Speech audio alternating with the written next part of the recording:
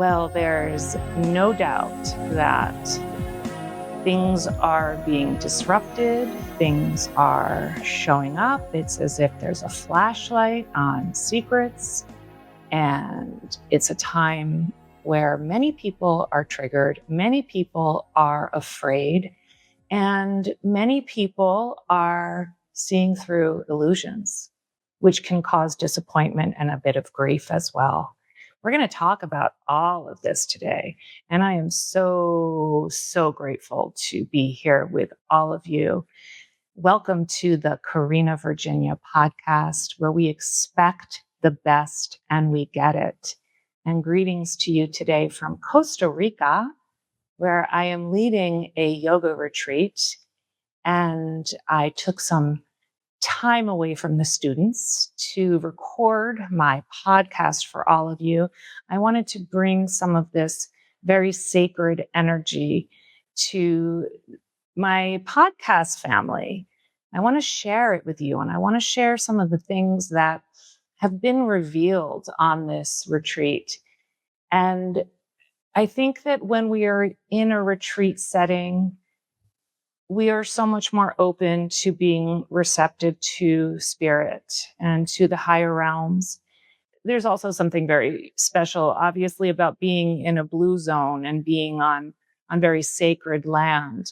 But when we experience these moments of really feeling like everything is in perfect divine order, those are the times to share from true authenticity. So I wanted this to be a solo podcast so that I could really share from a place of honest integration and authentic transparency on what it's like being a human being that lives a very mainstream life most of the time, but also a very sensitive person who has had extremely spiritual, angelic experiences my whole life, really. And what I do at times when it feels like too much in the world and when all of my senses feel almost like an assault, and how I cope with that. And the beauty of having the knowledge of a higher power, and whatever that higher power may mean to you. For some, it's nature. The group, a bunch of people in the group today went for a hike in the jungle. Another bunch are sitting in their bikinis by the pool. There's so many different ways that we can connect to really our own higher selves as well. Connect to the I am, to the conscious awareness of the true beauty beyond the chaos and beyond many illusions. So I want to just share a few things with you. One being that we've had a few spirit animals, and one of them was this really incredible looking raccoon. And for those of you who are familiar with the animals in Costa Rica, you probably know how to pronounce this raccoon. I think it's Coati.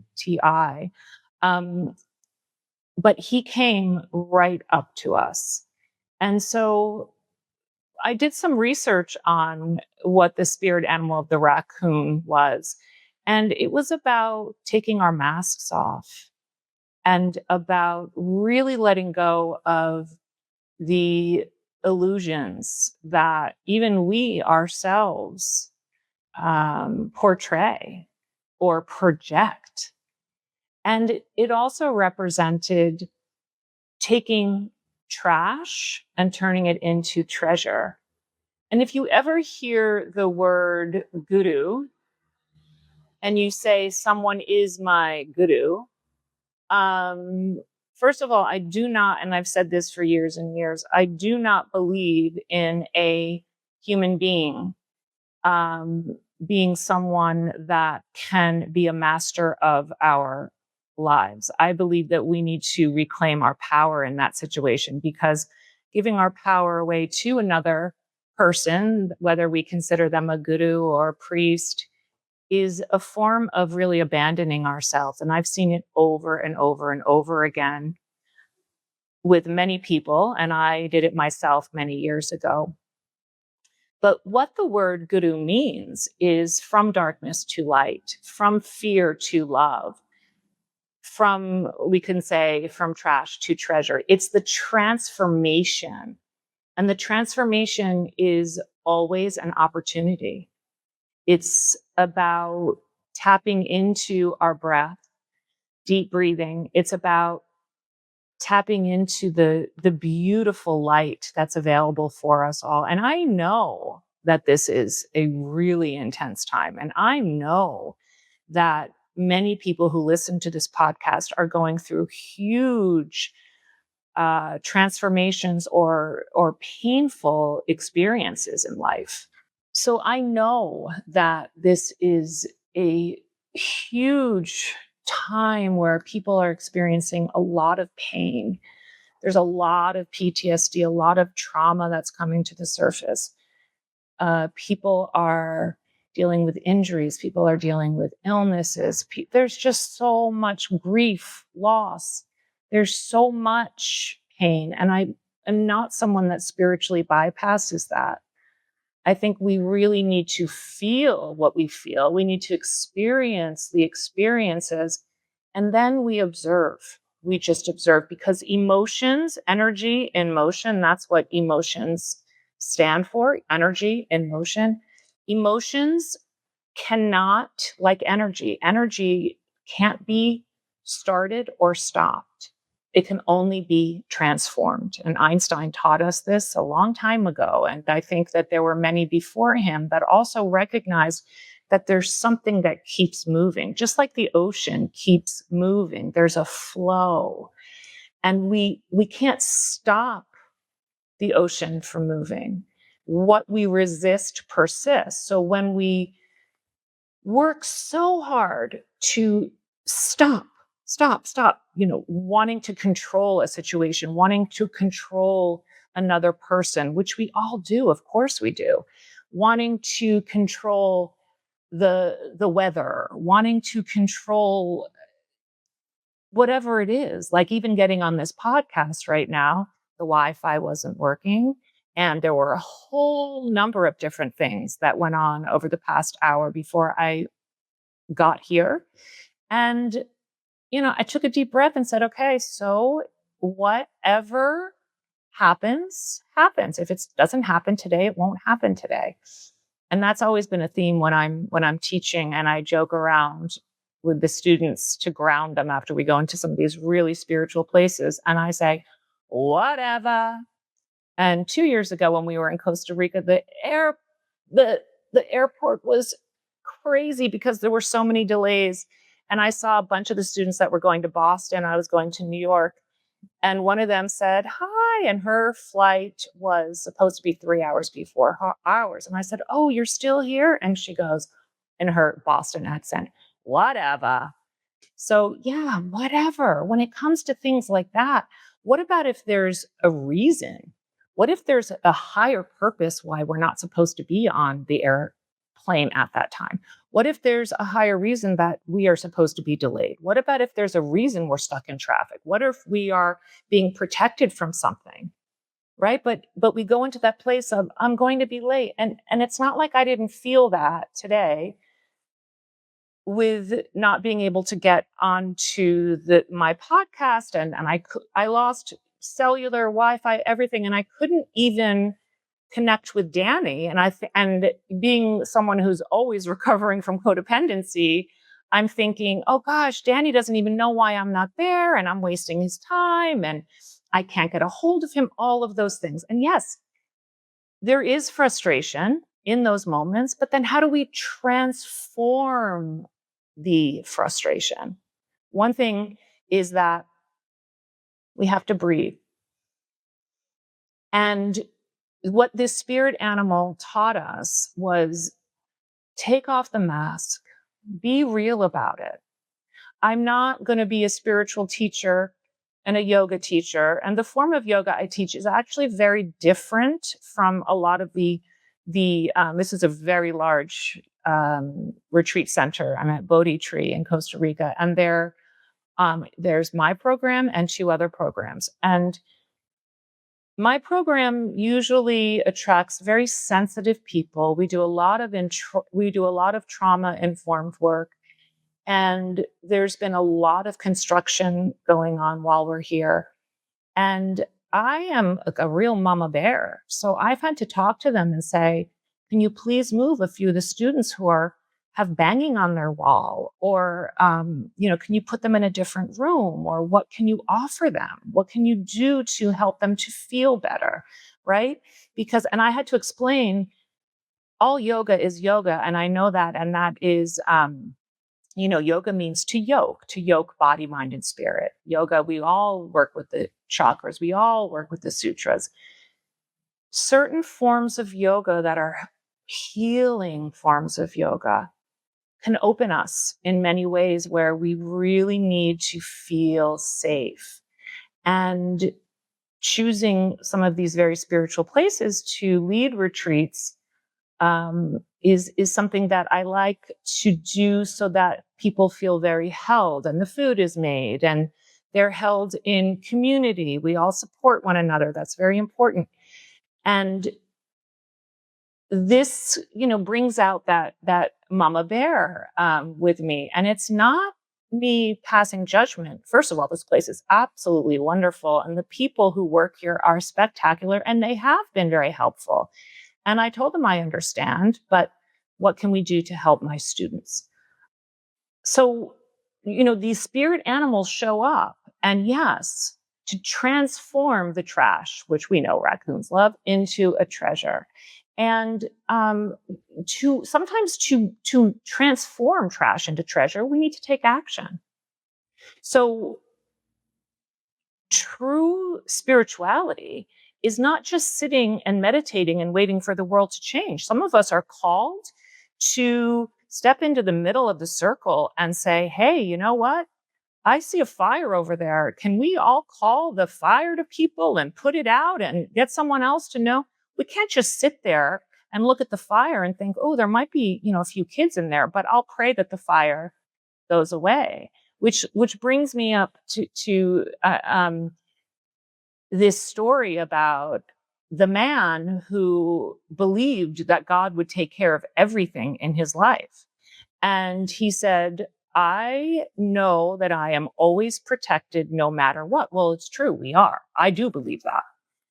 The thing is, sometimes God, the divine, sacred, spirit, whoever we want to call our higher power, however we want to refer to our higher power, shows us something, which is there's action needed here. So sometimes there's another quote, which is, I prayed all my life. I prayed and prayed and prayed, but I realized that my prayers were actually being heard when I started to pray with my legs, meaning I started to do something. I started to take action. So what the story with this man is that there was this huge flood coming, and he knew the flood was coming. And he said, oh, it's okay. I'll just stay here. God will take care of me. And someone came over with a car and they said, I think you need to evacuate. And he said, no, I'm not. I'm going to stay in my house. God will take care of me. And the flood came.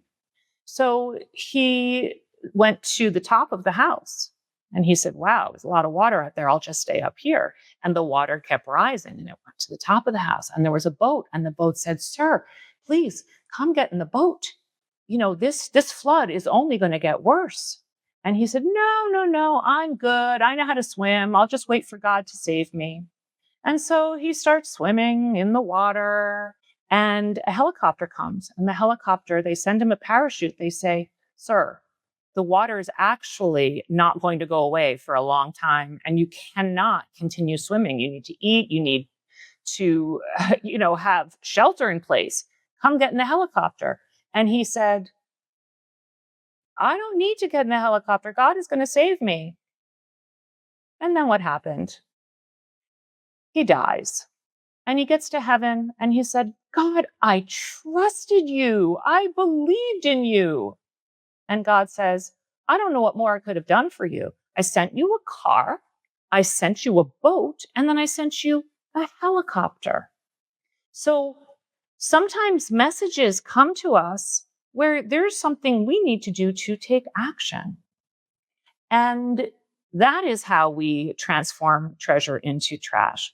So when that happens, there are all these different parts of us that come into play. There's our inner child, our inner teen, there's the critical parent. And all these different parts have to integrate so that we can say yes or no. And sometimes there's a battle, like that part of us that feels like, oh, I'm way too much. I'm way too much. I talk too much. I'm too loud. I say too much. And then there's another part of us that says, oh, I am a loser. I am never enough. And those two parts can be in conversation at the same time. The critical parent can say, okay, I am never enough and I don't know what I'm doing.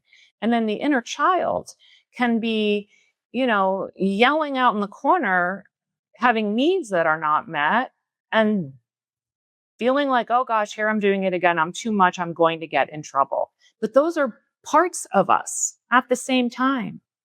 So that's the human existence. And we can transform treasure into trash. We can see the darkness and transform it into light. We can experience the time of the cocoon that becomes the butterfly as such a time of transformation. Not easy. And when a butterfly comes out of the cocoon, it has to jump. It has to melt. In the cocoon, the caterpillar melts, and then the butterfly, before she flies, she jumps. So yeah, sometimes we've got to take a leap of faith, and taking a leap of faith does mean we need faith. And what's so beautiful about community, since COVID, so many of us have just longed for community. And what's so beautiful about community is we're social creatures. And when we're in community and we talk about these things, other people say, really, you feel that way too? Of course. Well, of course I do. Yes. And it's so beautiful because it's, yes, I do. So what do you do when you feel that way? This is what I do when I feel that way. And I'll be sharing throughout the podcast, and I have shared throughout the podcast, and I have guests that will share ways to get through this time, because the only way to the other side is through. And the theme of this retreat is on attracting miracles, because we all can and we all do. And we are all gifted with that beautiful present in life, only we get in our own way. And the theme of this retreat is also on expecting the best and getting it, and also recognizing that it is our blueprint, in our blueprint from the moment we were born, that what we desire, which is for the highest good of all, is absolutely possible, because it wouldn't be in our blueprint. The map wouldn't have that desire on it if it wasn't part of our potential. And that's why we desire different things, because we have this DNA, this blueprint, this map. It's like a navigation system. When the navigation says you're going the wrong way, we listen. Make a U-turn if possible. We make the U-turn if possible. Or we find a new route, but we know we want to go to that place. And sometimes we say, you know what, I'm just not going to make it there. But then we end up somewhere else. And also, if we don't make it there, what if we weren't meant to be there at that time? What if the time was a different time? So we check in with ourselves. Is this happening to me, or is this happening for me? When we start to see that everything happens for us, we can look at things differently. And it doesn't mean that some things that happen are not very painful. But how many times have things happened that we thought happened to us, where years later we look back and say, wow, that really did happen for me. That happened for me. And there's something so beautiful that happens when we change our mindset around it. And when we know this or something better, even with our intentions. Talking about the guru, the teacher, we're seeing this. We're seeing this in the world right now.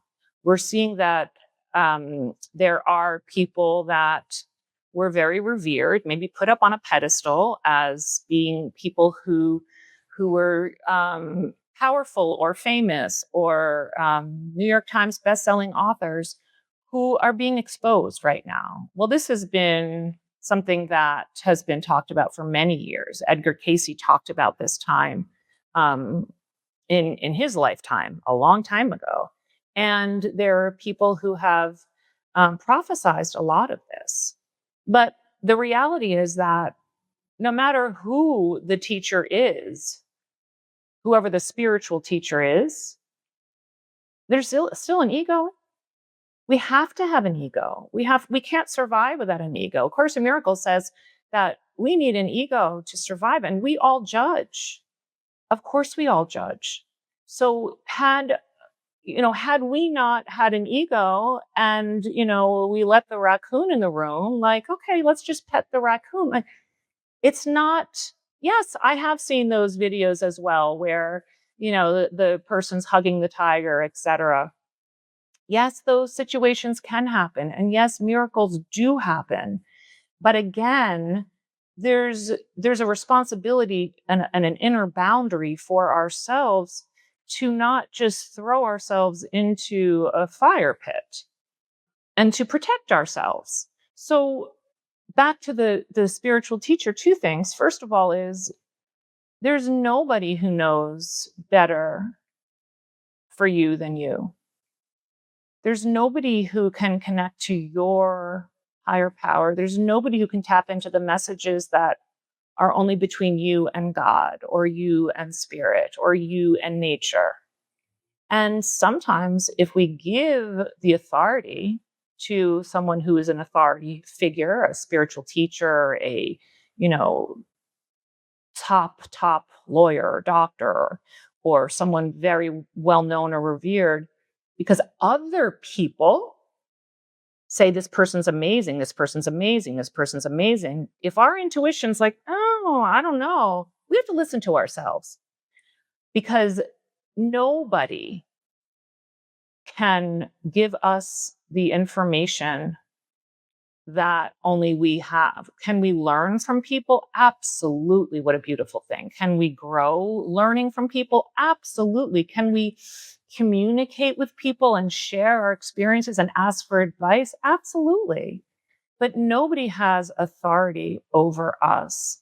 We are sovereign beings where we need to learn how to make our own choices. And I know, even as a teacher myself, that there have been students that have wanted me to be this kind of angelic presence where I would be able to just take care of them, and that I could change whatever was going on in their lives. And I always say, I'm a human being too. Maybe I am very, very well skilled in this field. I've been studying yoga since I was 18 years old. I've been studying mindfulness, meditation, trauma, um, healing since I was in my very early 20s. Many, many years. I've been teaching all of this for almost 30 years. But we all have different skills and we can all help and share one another. So giving our power away to another being is a recipe for disaster. It's a recipe for huge disappointment. Huge disappointment. And I could go on and on and on with stories that I know about that. But some of these big figures are coming to the light. And yeah, some people are pretty shocked.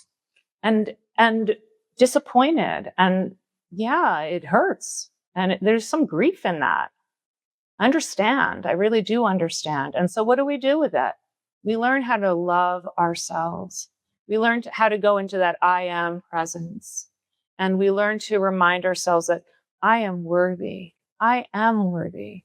I am worthy of this self love. I am worthy of taking time to care for myself. Maybe I'm not perfect, but maybe we're not meant to be perfect in Earth School. So we had another spirit animal, and this just came to me because this podcast, I wasn't sure what I was going to say. And there's another very spiritual teacher here, and I had never met her. It's funny. She came to be a student at my retreat, but she leads her own retreats, and she's very big in A Course in Miracles. And I met her at 4:30 in the morning when I was going to the bathroom, and she opened the door, and I scared her. And yeah, just that's life. That's how spirit works sometimes, especially when there's like a real connection.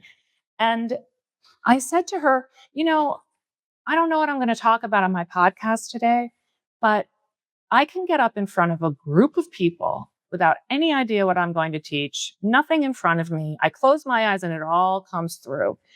But when I'm doing a podcast, I get so nervous. And I feel like, oh, I'm going to say all the wrong things, or I'm going to disappoint someone, or I'm going to mess it all up. And she said, why? Why do you think it is that you can sit in front of a huge group of people and just kind of start talking? And it's different with a podcast. And I realized that I never had a hard time with public speaking when I was younger. I actually went to college in a conservatory for acting. I never had a hard time getting on stage either. But what we learned in acting school is that there's something that happens on stage in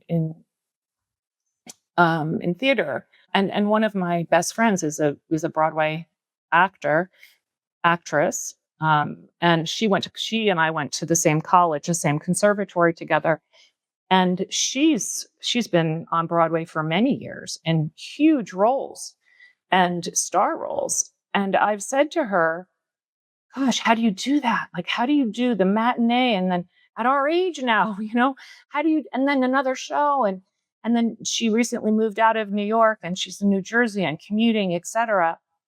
And then she said, you know how, Karena, we learned about this in college. And I said, that's right. What happens in theater is there's an energy exchange. There is such an energetic exchange between the performer on stage and the audience. And so you receive from the audience, you receive, and then you give back, and you receive and you give back. And so I've never been really great with technology. And I have done some TV work and some commercials and soap operas. You're still receiving and you're still able to see the producer, the director. You have the makeup artist winking at you. You have someone coming along who's like, pause, let me powder her face. So you still have that energy exchange. But when you're filming something, you're just talking to, well, Danny's here, thank God, but I'm still just talking to this kind of metal thing, which is just there. And I don't, I'm someone who really reads the room, and I'm someone who really can kind of have a conversation and read someone's response and know if I'm going down a path that they're uncomfortable with, or I can tell if someone is tired, or I can kind of see if there's a little yawn.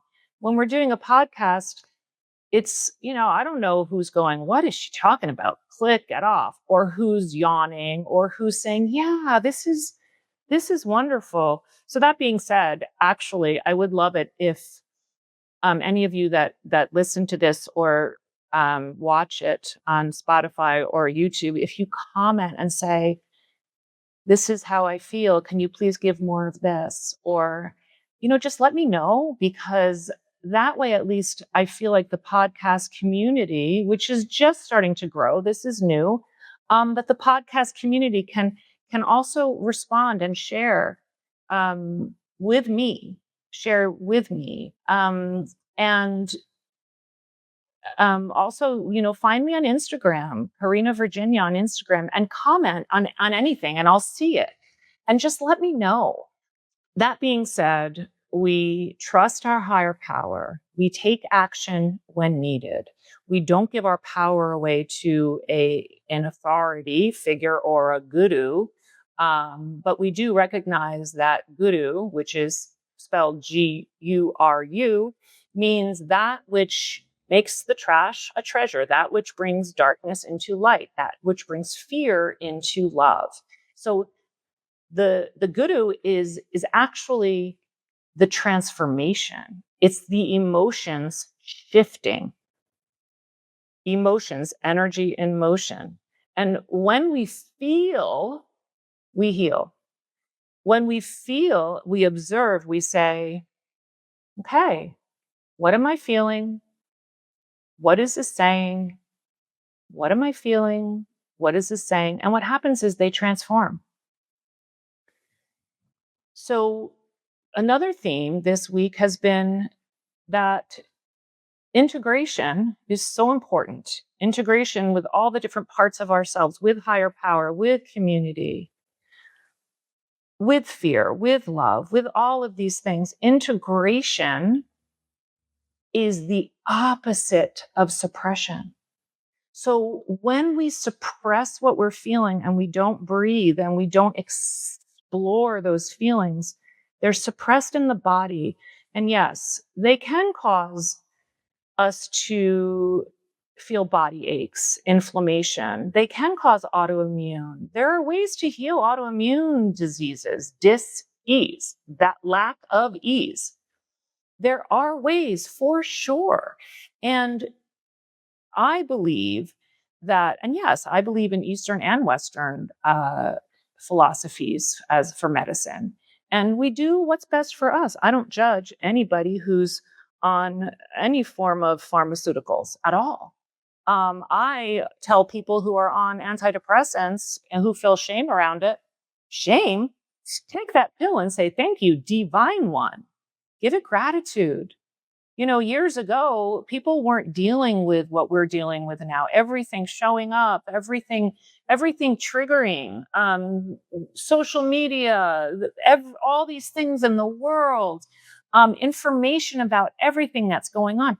Years ago, we only had the collective conscience, which was also heavy, but it was easier to work through things. Not that there wasn't still tons of pain, but I believe that the divine is taking care of us through different forms of medicine. And that being said, I also don't judge people who choose to do things in a very holistic way, because to each their own. But, and this is not a form of judgment, it's a form of information. It's a form of sharing because I care.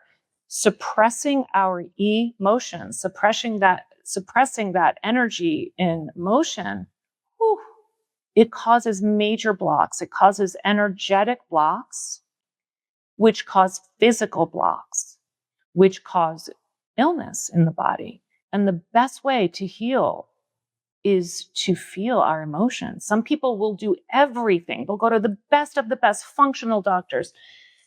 They'll take the best route to wellness, and they'll do it all, but never will they let themselves really feel what they're feeling. We can't bypass that step. So if we're going to be doing all these other things to care for ourselves, feeling is essential. And that means that, yeah, we recognize when we're doom scrolling. Yeah, we recognize when we're taking substances, or we're overeating, or we're drinking, or we're smoking, or we're watching 20 episodes on Netflix, or we're shopping, or it's sex. I mean, these are all ways of getting out of feeling. And that's why we are so addicted in the world. And that's why many people who are really hurting themselves with addiction are highly sensitive people who have a very hard time feeling. So integration is the opposite of suppression. The way to heal is to feel. Integration is the opposite of suppression. We can't suppress our breath. We can't suppress our emotions. We can, but we can't experience the joy that is our birthright if we keep pushing away the other aspects of ourselves. The I am too much, the I am enough. Integrate them. Integrate. So the other spirit animal, last night we're eating dinner, and there is a student here who is actually a friend of mine, who's been a friend of mine for, oh gosh, at least 30 years. And this friend of mine has such a fear of bugs. We all have fears. But this is the first time she's come on one of my retreats out in the wilderness because she's so afraid of getting bitten. And I'm always saying, your fear, you're constantly obsessing and thinking about bugs. What we think we become, where our intention goes, our energy flows. So if we are constantly afraid of something, then we're constantly thinking about it. And then the universe is saying, is this what you wanted? So we have to shift that. We have to feel it and shift it. So I have a video, and maybe I'll ask Danny to throw it in here, of her with swatting bugs today in our little house here. And I took a video of her because I just thought it was like, okay, but I'll tell you why, because this is part of the story, which is really funny. And it's really funny because it's like really like slapstick on me. And I sometimes just love to make fun of myself. So yesterday she was really upset. She's got bites all over her. She's the only one here who has bites all over her.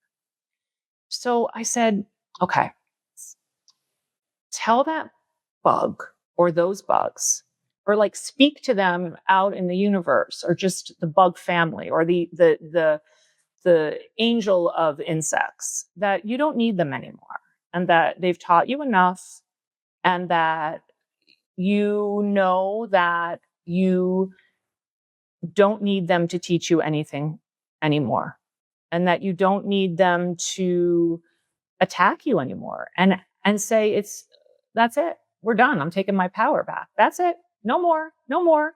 And claim that. Like, sit. And I said, we can do it together. And so she started saying, okay. And she starts doing it. Well, we're all sitting at a table last night, and this huge moth comes over to the table and literally lands right next to her. And she starts flipping out, but she says, but I've been doing the work. I've been doing the work. I said, perfect. This is a perfect opportunity. Go ahead, talk to the bug. And I'm talking calmly. I'm sitting across from her. And she says, okay, listen, I'm not giving you my power anymore. And this is a huge moth. Okay. Like, this thing is like almost the size of a mouse. I am not giving you my power anymore. And you could see the moth's eyes kind of looking at her. I am not afraid of you anymore. So you can go away. I don't need you in my life anymore. And you can go tell all your bug friends that I don't need any insects anymore. I reclaim my sovereignty. I zip up my auric field, and I am well. I said, great job. See? And then this moth starts walking towards me on the table. And I'm saying, see, watch, I'm fine. Like, I can talk to this moth. And I'm looking, and the moth has these big eyes and it's looking at me. And I'm going, oh my gosh, ooh, this is really intense, but I'm fine. I'm good. I'm like, yeah, you can come to me. It's okay. And I'm saying to Michelle across from me, see, watch me. You can come to me. So this moth ends up landing on my plate, like really close to me, and looks at me so fast in the face. And it was like an instinct that came through me. I screamed. I screamed so loud that I jumped up, and probably every single person, I know the tables next to us turned around to look, what happened? Is that woman okay? Little did I know that, it's me and I'm screaming because of this moth. Well, we laughed so much. And I said, see how human I am? See how human I am? So you can take my advice, but you know what? Let me just tell you, I got to do my work constantly too. We're working these muscles. Like if we go to the gym and we do some great tricep workout and then we're like, whoa, I feel strong here. Doesn't mean we never have to do them again. We have to keep going. We have to maintain it. So I realized, yeah, I've got some work to do around bugs also, right? But this is where we can integrate, even as spiritual teachers, yoga teachers. We bring in that shadow side and we tell people and we all laugh. I mean, I find that the more that I tell people about some of the things that I do that are just, like me doing my thing, and the more that they just laugh so much, the more we're able to really connect in the healing, and the more that they maybe believe what I'm saying that I believe to be really true. Maybe they trust it more because I know what works and I don't know what doesn't for myself. But I also have worked with clients for so long, and I know what kind of works for them and what doesn't. And I've learned through different ways, even trial and error. So I really do want to share anything that I can to help uplift you and to just really remind you that what you seek is seeking you. What you seek is seeking you, including what we seek with fear, the things we're afraid of. They often, if we obsess over them, they often show up so that we have to really look at them. But what if we're seeking love? What if we're seeking our life partner? That life partner is seeking you too. For someone who's wanting so much to conceive and carry a healthy pregnancy, there's a soul that's waiting for you to do something for you to receive her or him. And only you know what that something is. So whatever that block is, only you know. And I used to teach fertility yoga. I've seen it over and over and over again, where finally the woman gets that moment of, oh yeah, I've been listening to my doctor who told me I'll never get pregnant. So of course you're not going to get pregnant. You gave all your authority and power to a doctor who says you're never going to have a baby, or you're never going to carry a baby in this body. And that's you become your truth. Transform that. Heal it. Feel it first and heal it, and then transform it, because miracles happen all the time. I had one client years ago, and she was single, but she wanted to have a baby. And so she was trying and trying. And then she had a boyfriend, and they were trying and trying. But when I say trying, I mean perfect organic diet.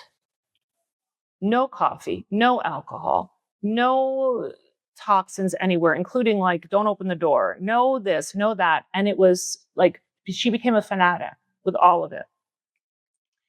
And she couldn't get out of that cycle. And she was reading every book on how to eat, and everything became so rigid. And I remember my mom was a midwife in England, and when I was ready to have kids, my mom said to me, Karena, just enjoy sex and don't think about it. Let the babies come. The more you think about it, the more you plan it, the more you think, oh, I'm ovulating, I'm doing the more you're going to block it. Just enjoy sex and let the baby come. And that was the best advice. Because there really is something when we try to get in the way of like, oh, you know what? I think I want to have a baby in maybe February. So let me go over these months. Like, no, I'll get pregnant in November. And that's like we're saying to the divine and to the spirit world, I know what's best. Whereas what if that soul wants to be a summer baby? What if the divine wants it to be a different way? So we let go, we let God. We don't ask how, we allow. So this woman was really, she couldn't stop. She couldn't stop doing it.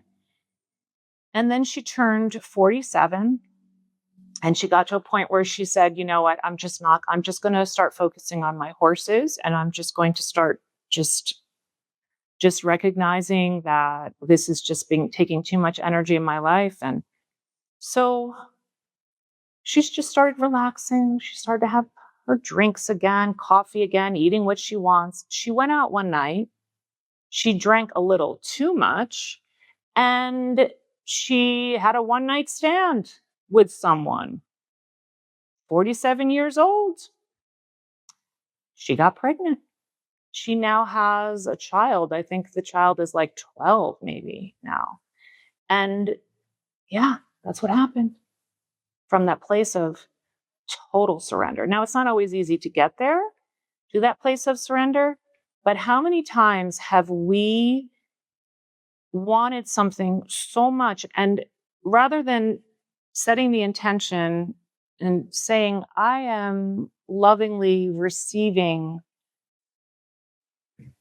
a trip to Costa Rica, instead of that, we start to say, I need to make this happen. I have to figure out how I need to, and I want, and over and over and over and over and over again.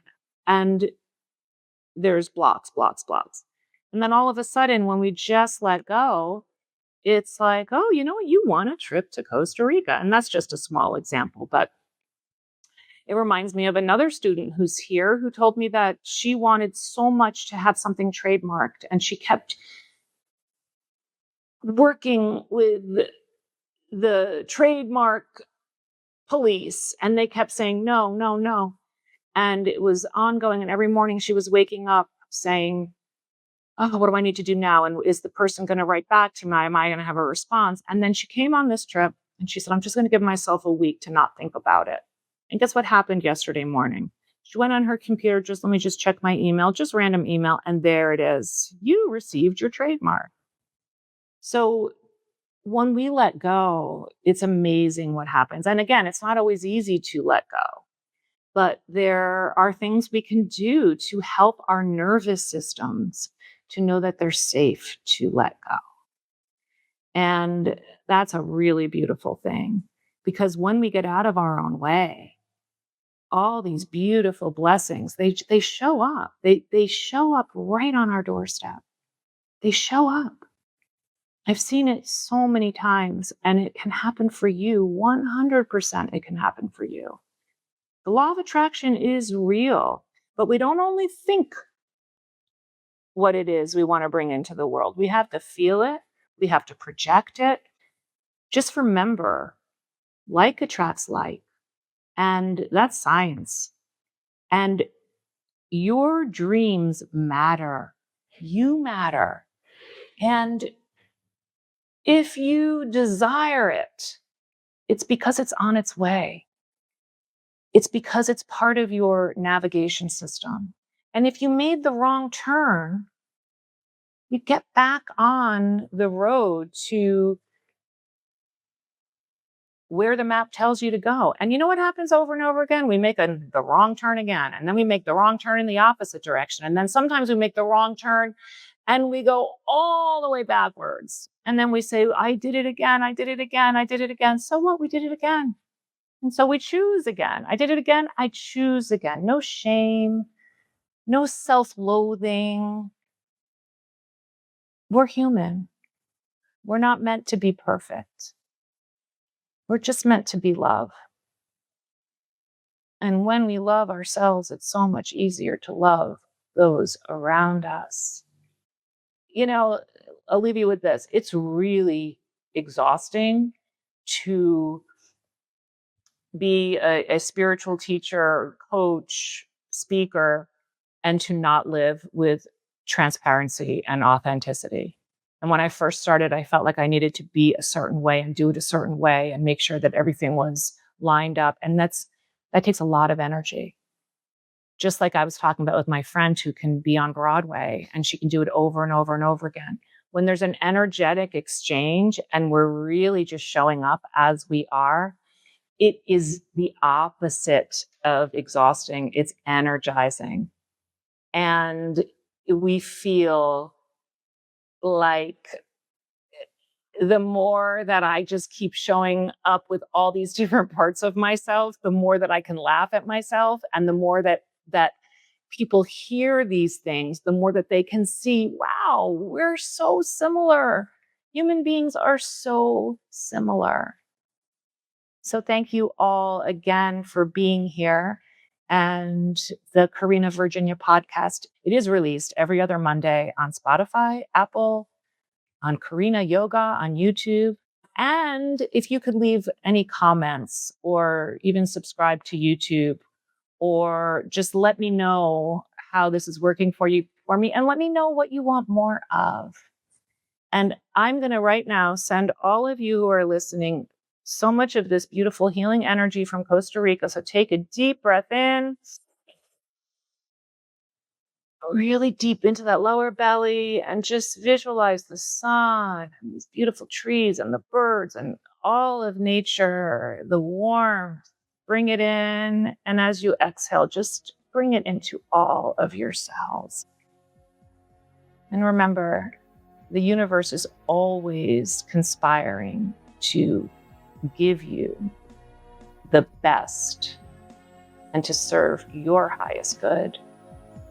And everything is truly in perfect divine order. I will see you next time. And thank you again so much for being with me.